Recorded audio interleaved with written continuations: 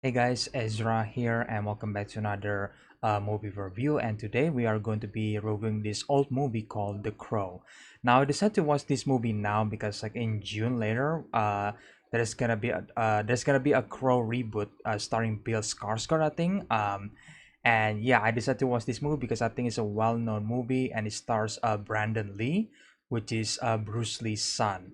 And I gotta say, man, I think the Bruce Lee family has a really just unfortunate situation for their living because Bruce Lee, for example, obviously he just started making his Hong Kong debut with three movies, right? And then the final one is actually Enter the Dragon, which is like his first Hollywood breakthrough, and it's probably the biggest movie ever. And then sadly, before the movie release, Bruce Lee dies.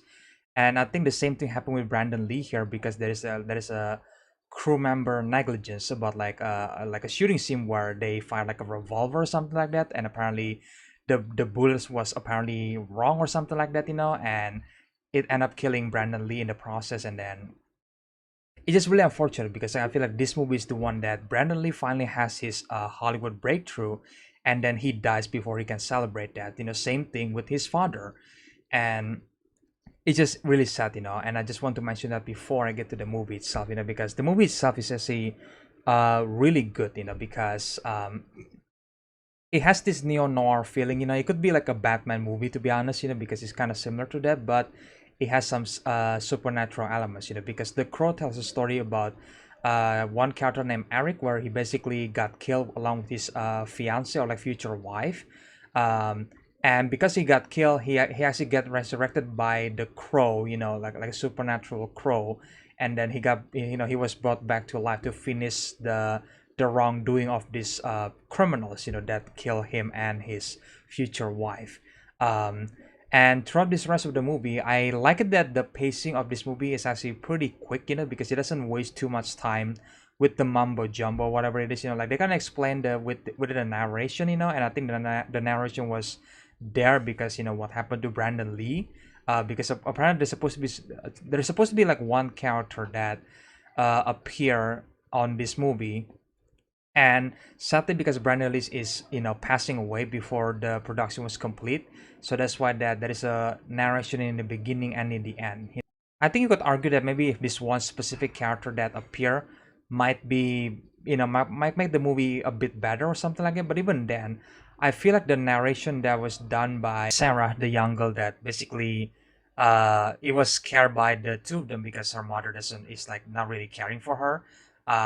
So they know each other, and then she's the one doing the narration. So I think that's really good. It's a good introduction to the movie, and I also like the visual of the movie as well. Because like I said before, it's a neo noir feeling. So it feels like Gotham City, but also felt like Tim Burton City in a way, where everything is just like dark and dirty, and then it was raining all the times. And I like it that the movie basically spent a bit of a time with some of the character. There is one character played by Arnie Hudson. You might know him from the Ghostbuster movie. He's good in this movie. And also Sarah the kid, and then also Eric, the main character, is also actually really likable and really charming as well. And I think all of that thanks to Brandon Lee's performance. And you also got several villains in this movie. And I think because like the villain is named T-Bird, I think, played by David Patrick Kelly, which I think he does a great job as T-Bird. And although the T-Bird and his crew was, quite fun to watch because they're so over the top, I think the standout villain in this movie, which is the main villain, is actually Top Dollar, played wonderfully by Michael Winscott. Because I think when the rest of them are, completely goofy, and then they all have goofy names, and I'm glad that the movie was self-aware that, man, all these criminals actually have some goofy names, right? There is no normal name here. I mean, like the main villain name is literally Top Dollar. So like, oh wow, like I wonder why he called himself Top Dollar. But you also got Tony Todd here, play Granch. I think that's his name. He does a great job as well. But I feel like Michael Winscott is definitely stealing the scene every single time he's in it, because he has such a presence every single time he's speaking. You can tell that this guy is dangerous, compared to the goofiness of T-Bird and the rest of his crew. And even Top Dollar realized that how goofy T-Bird's crew was sometimes, which I think is a great scene. And I think because everyone has a good performance as well, it makes the movie really more enjoyable, because I think it's so easy to make this movie like super cheesy in a way, and I think there is probably some element that it was like super cheesy with the Crow character, but I feel like Brandon Lee really make them work, like it makes him like a sincere character, even though like he's crazy for for like killing these bad guys, but I think it's understandable why he was crazy to begin with. And I like it that the his counter Eric just pretty much become the Crow pretty much like 20 minutes into the movie, or like less than 20 minutes. So again, it doesn't waste any time. So like when he got resurrected, the Crow just like lead him to the place where he dies. He regains some of the memory, and then he immediately like don like a makeup and then like a leather jacket, and then like he becomes the Crow immediately. So I think that's just fantastic. And I love how the movie doesn't really necessarily stop or having some breathing moment. And there's maybe some moment that it was like a breathing moment where everything calmed down. Clearly, obviously, that happens like the second half of the movie, but I feel like the pacing of this movie was really fast, and I think that's a good thing, because obviously it's a simple storyline, like he got brought back from the dead, he's gonna take revenge to the bad guys, and that's what he do from the beginning. He already start hunting the bad guys one by one, and I think Brandon Lee does a great job, like portraying the character's emotion, where he was like super insane with when he was facing the bad guys, but also sincere when he was like talking to Sarah or Arnie Hassan's character, So I think that's a great job by him. I also like the action sequence near the end there, where he basically just bursts into the room full of people with the guns, Kind of remind me of the scene where Heath Ledger Joker just busts into the room where there's a bunch of mob member there, and then he just like take over the entire situation. And this is what remind me of, where the Crow or Eric just walk in and then just start killing everyone. And I think it's a great action sequence as well, And I also like the final scene as well, take place in the church where Top Dollar basically kidnaps Sarah and then planning to kill the Crow that brought Eric back to life. And turns out that plan actually worked because like for the first time, because like Eric was able to heal himself multiple times in the movie, so that's why he's immortal, even though like he's already dead, right?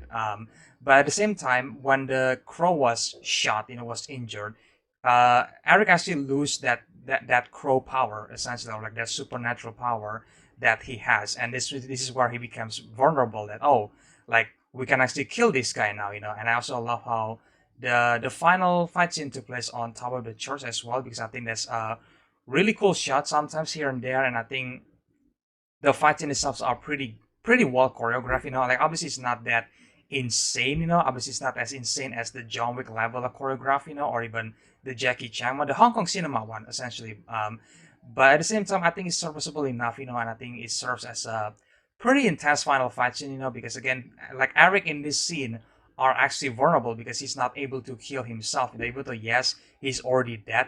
But he does lost that power. So I think that's really add to the fact that it was pretty intense now because this guy could actually die and not completing his mission essentially, but obviously he completed it, in the end. And I love how in the final scene where he basically dying again, he was confronted by Shelly's spirit in a way, where she's wearing the gown, I think, like the fiance gown in a way. So they both basically to go together to the afterlife essentially. So they finally rest in peace because now the deal is already done. So I think overall, I think The Crow is a really good movie in a way, and obviously that maybe the fight scene wasn't super amazing to this standard, but at the same time, I still think it's a well done fight scene. It does the job in the movie.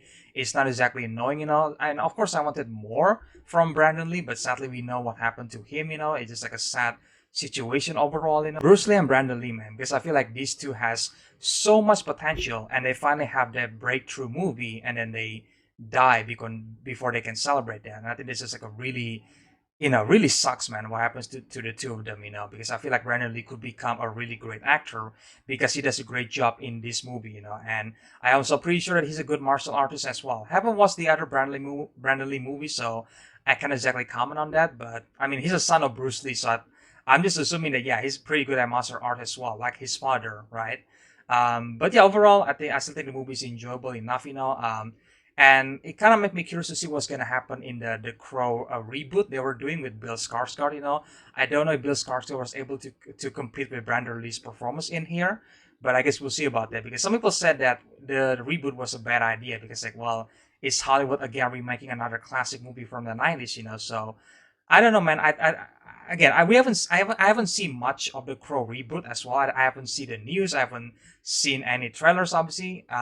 So I don't know if this is going to live up to the 90s adaptation, this movie, because I think that's pretty much impossible to do that, because I feel like there is a 90s flavor in there. But who knows? Maybe the remake will surprise everyone. Maybe it will be better than this movie. Who knows? I doubt it, to be honest, but I guess we'll see.